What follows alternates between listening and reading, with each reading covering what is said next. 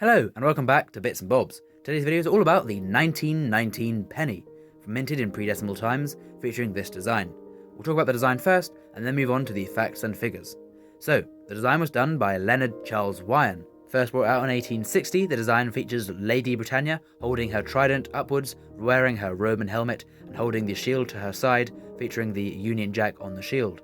Either side of her are the words 1 penny, which is the denomination, and at the bottom is the date, 1919.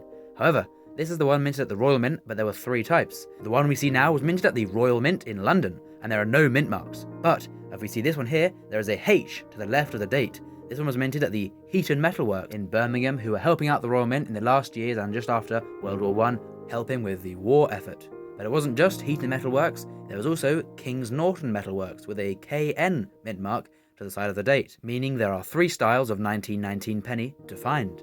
All 3 styles though feature this obverse, featuring the portrait of George V, who faces to the left and is uncrowned, a tradition for kings after Charles I. The initials BM can be seen on the truncation of his neck and stand for Bertram McKennell, who designed the portrait of the king.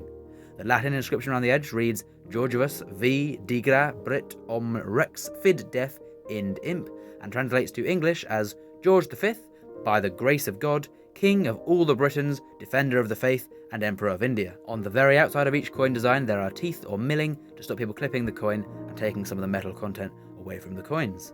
Now then, as promised, we'll move on to the facts and figures of the 1919 penny. Now, as I said, these coins were minted at the 3 mints. There was of course the Royal Mint, who were based in Tower Hill in London at the time. There was the Heaton Metalworks, also making the coins as I said, who were based in Birmingham. And the third one was of course the Kings Norton Mint. These coins were all composed of the same alloy in all the mints, that was 97% copper, 2.5% zinc, and 0.5% tin, making a brass alloy for the coins to be struck with.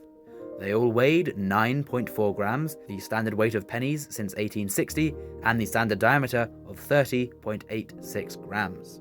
The mintage of the 1919 penny overall was 118,970,690, so they're not rare.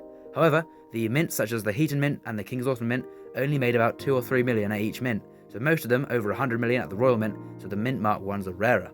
A penny is worth 1 pence of course, which is 1/12 of a shilling, or 1/240th of a pound, and in 1919, 1 penny was equal to 28 pence today, so still not a huge value, but you probably could buy a few things for 28p, so a penny would have had some purchase power above what it has today back in 1919. We will now go through the values of varying mint mark coins from 1919 in varying conditions.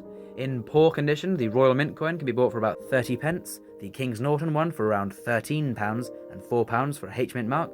In very fine condition, £2 for the Royal Mint one, £15 for the Heaton one, and £30 for the Kings Norton Mint one, and in uncirculated, £45 for the Royal Mint one, £350 for the Heaton Mint mark one, and KN Mint mark £2,000.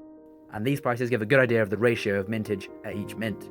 So there we go, the 1919 penny. Comment down below which ones you have. Do you have all the mint marks? And while you're down there commenting, please smash that subscribe button as it's really helpful for our channel. And of course, thank you very much for watching, and we'll see you next time on Bits and Bobs. Bye!